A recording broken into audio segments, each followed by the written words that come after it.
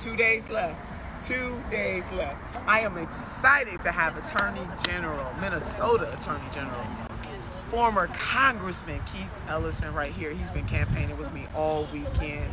Having a blast. AG, it was such a pleasure to have you in our state. Oh boy, let me tell you, man, I just love you so much. And you know, really, you're doing super well for being 2 days out. Yes. You know, I've walked this mile, and I can tell you that you are holding yourself up as the champion that we all believe in. It's a lot of weight on your shoulders. Yesterday, all the folks had. It was like a family reunion. It was like a family reunion, yeah. but even at the mosque, you know, yes. it's great. Oh, and then we come to this church, this faith community today. Yes. When the elected ministry, right? Because I believe that you gotta love that which you serve, and if you love the people that you serve, it radiates from you that beyond the title. Sure. It's just, I mean, I can't help myself. Well, like your family, they've been around you. I've had yeah. a chance to see your dad, yes. your sisters, your family. What does that mean for you in this critical moment? I mean, the family is what you lean on, you know, the most, the people who are the closest to you to help you through the moments that are not so pretty. Right. And there have been some not so pretty moments in this journey. But when the preacher preached today and he talked about, you know, being at that edge and almost wanting to, you know, questioning. Yeah. This for me. Right. You know, being in those moments, it was just wonderful. But I can confirm that this is for you. You're in the right place. You know, when I was sitting there thinking, I was reminded of the passage in the Holy Scripture when Jesus washes the feet of the disciples, showing that the leader is the servant. That's it. And greatest among you shall be. What is that lesson? What does that mean for you? Yeah, I mean, it's you know, from not just my elected service, but just how I navigate the world. My heart always aches for the person that is suffering the most. And what can I do in my space and my place beyond elected office to be the type of person that shows empathy and compassion. Right. Now, none of us are perfect. All of us have our human moments, but I do, like, daily say to myself, what can I do to be a difference and to make a difference? And I think if more of us done that, and even being at the center yesterday with the Muslim community, sure. and just feeling, I mean, it was standing room only. Nobody could get in there. Nobody. And you broke it down and you gave the lesson, and my dad, who is Muslim, and I'm just sharing those experiences, but then I was relating to, like, the Christian Bible, because my mother was a preacher and my dad is a convert like you are. Yep. You came from both of you came from the Christian. Oh, I'm comfortable in church. Yeah. I know what it is. You was you knew the songs and everything. Yeah. That was part of our roots as black people. But just that scripture when Jesus said, you know, was asked what is the greatest commandment, he said to love the Lord thy God with all the heart, the mind, the soul, the spirit. I might be adding some stuff to that. And I know everybody's not Christian. I'm just talking about the tenets. No. And then he said, but to love thy neighbor. We all believe that. Right, that's universal. You have an awesome campaign staffer who is Jewish, yes. And we were talking about, well, you know, we're covering all the bases. You know, we got the Moses, Jesus, Muhammad. We got everybody. We all come from Abraham. You know, we're doing this. Everybody is included, but that, you know, love thy neighbor as thyself. And the point I was making yesterday with the Muslim community, the foundational principle to that love thy neighbor as thyself is that first you got to love yourself. Love yourself. You got to love yourself. You got to love yourself. Well, love yourself. It's clear that you accept and embrace who you are. I do. And because of that, you're on solid ground to give to the rest of the world. And you know, I'll just say this, and I'll just be in all candor. I was you were there with one of your opponents, yes. And the pastor really did remind everybody that this is really a community space, and that we're going to respect all. He did. And every moment of your race, you've been running to serve, not against anybody. That's right. I've been amazed at how, you know, the spirit of what the pastor was doing to say this is about service, not about fighting. You've always been doing that. Always. The very first commercial this campaign put out was one, a biography. Yeah. About me. That was not the case for one of my competitors. So, but it's okay because you're. I feel the power of your campaign, but I also love the fact that even when people attack you, it's natural to want to fight back a little. But you've kept. I turned the cheek several times. Yes, you did, and you're keeping the focus on the people. Keeping the focus on the. Why does the focus need to stay on the people? Because we dilute, when we get into talking about people with extra special titles and how they feel, then that takes the eye off of how Big Mama feels and Big Daddy feels. Right. Our sisters and brothers down the street. You know, Congress went on recess. without expanding. And I'm stressing myself to just, because it does bring tears. I'm trying not to cry about this. They did not expand the moratorium. The eviction moratorium. So people are facing eviction? I mean, who does that? We just did that in this country. And thank God for leaders like Congresswoman Cori Bush. One of the reasons why she couldn't be here to join you. Yeah. She's called me up. She said, sis, I can't come. And I'm so sorry, but I can't come because I got to sleep out on the Capitol. Right. Because we just went on recess. Yeah. And didn't extend the eviction moratorium. Well, she had to draw attention to an appalling condition, which is callousness in high places. But by the grace of God. Sure. And I know there are people who are listening to us right now, watching us. Everybody got a story. Yeah. You know, in the black church, we say testify. Right. Give your testimony. Yeah. And what I want to say is that, but for the grace of God, there go I, that I have occupied the space of the poor, the working poor, and the barely middle class. I had 2 working poor parents who tried to make it. And, you know, my parents got divorced. Sure.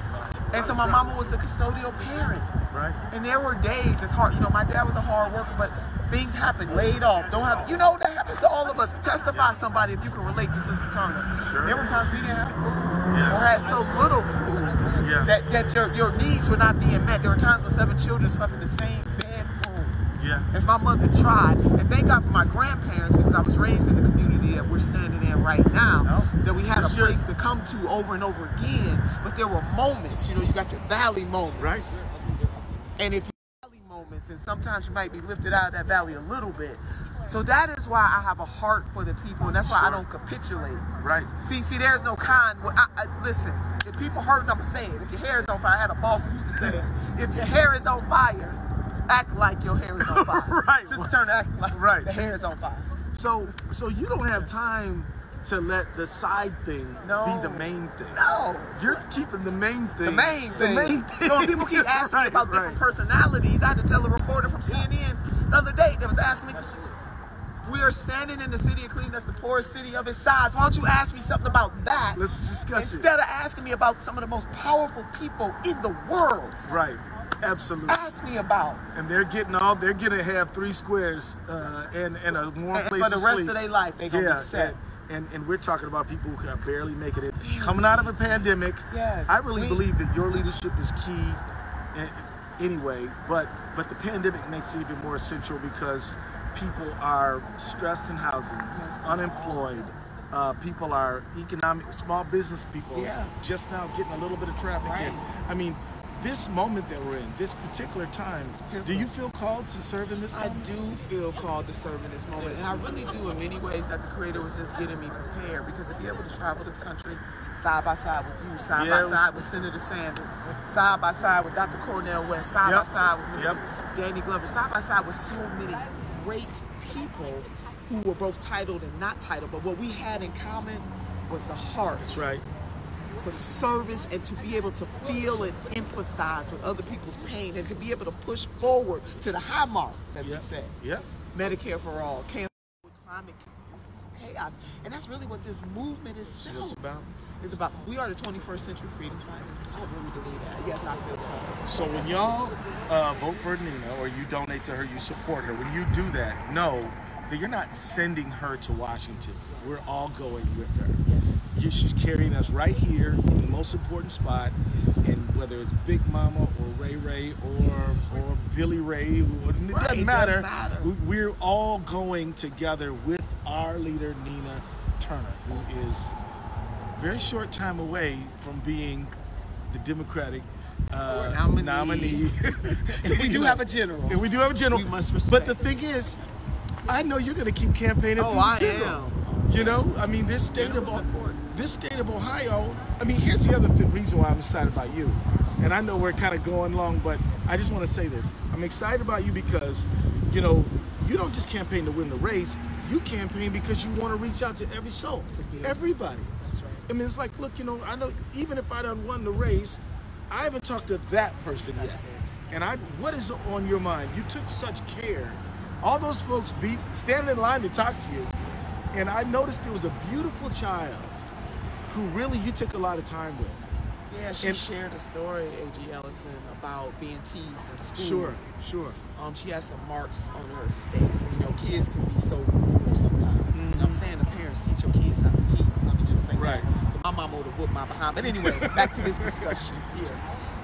I felt her pain, and she said, what have you done in your life to kind of overcome that? And I just told her the story about being a chocolate black woman and being teased because of the darkness of my skin. Colorism. You know, colorism. We don't talk a lot about it. And I told her those marks on her face were beauty marks. She's gorgeous. I saw the light bouncing off her face. I did too. But I also saw there was nobody else in that church other than you and her. Yeah. Oh, no. And it is a special leader who will be like, you have my absolute undivided attention. You're not even old enough to vote for me. But I don't care about none of that. I care about you. And you even bit down to get eye level with her. That meant a lot to me, and she was a minor, so I said, go get the adult in your life. Yeah, right? Because she wanted to have this conversation. Granddad, is it okay to have this conversation? And plus, the music was really loud, and I wanted to hear everything she had to say. And they finally turned down the music. When I heard what she had to say, I went back to my 10-year-old self, my 12-year-old self, and I could really relate to her. And that meant a lot to me to have her ask me that question. You know what? You don't have to say, I'm a compassionate person who cares about everyone, including kids who are too young to vote. You just did it. Yeah, naturally. It was just lived it. Yeah. Well, you know, and that's why I'm so honored to be on your campaign team. Well, I'm honored to have you, AG Ellison. We've been together for a very long time in the trenches, and we're going to continue to be in the trenches for many, many years to come doing justice. AG Ellison, I want to publicly thank you. I have publicly, but just to say again to you and your team in Minnesota for bringing justice. You are America's Attorney General. You restored the hope for many people, but especially the African American community. And I know what you say is that one thing ain't enough. Right. That ain't no measure that all is well. And that's what I really love about you, that you would speak the truth even in that moment. And how humble you really were. I mean, you lifted your team. I mean, and I know it takes teamwork to make the dream work. That's right. But a lot of leaders in your position would not have done that. They would have absorbed it all. But when I watched your press conference and how you laid it out and you were lifting your team, that is an extraordinary trait for a leader of your magnitude. And I just want to thank you teaching us new lessons in America. Listen, 2 days, if you live, work, or play, if you live, because you might work and play here. But no, if you live in the 11th Congressional District, you are the final endorsement that I need to be able to win this race so that we can go to Congress. I'm asking you to send me to Congress. I am going to fight to lift side by side with people like Attorney General Ellison, people like Senator Bernie Sanders, people like Congresswoman Cori Bush, Congresswoman Ocasio-Cortez, Congresswoman Ayanna Pressley, Congresswoman Jaya Paul, baby, the Congresswomen and men, Congressman Ro Khanna, and so many others, not just people in Congress, because the work is not just about what we do in the halls of Congress.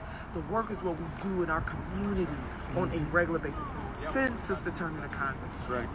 And I am going to work every single day to help change the material conditions of the poor, the working poor, the barely middle class in this district, this state, and in this nation, and in the world. All right. So August 3rd is the day. You can early vote today still.